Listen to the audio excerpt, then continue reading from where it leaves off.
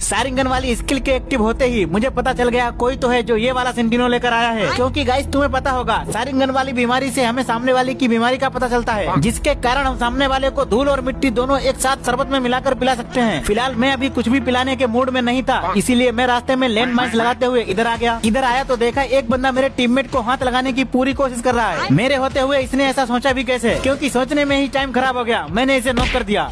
इसको पूरा खत्म करते ही एक बंदा हमें आसमान की ऊंचाइयों से मारने लगा। मैंने कहा भाई वो ऊंचाई थोड़ा कम है, जा सीधा ऊपर वाले के पास से ही मार जाके।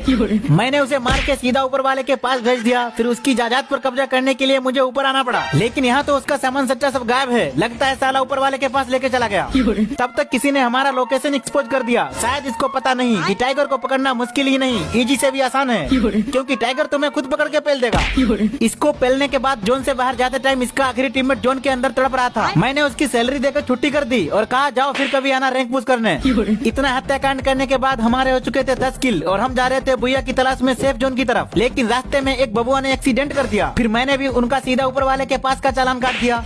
उसके बाद मैंने ऊपर आके नीचे देखा तो एक बंदा अपने टीममेट्स को पाताल लोक से धरतीवासी में कन्वर्ट करने के फुल प्रोसेस में लगा है। मैं पास में जाके बोला कि भाई ये तो प्रकृति के नियम के खिलाफ है। तब तक किसी ने पीछे से पछवाड़े पे ऐसा मारा कि मैंने कहा भाई प्रकृति के नियम के खिलाफ कुछ भी नहीं है।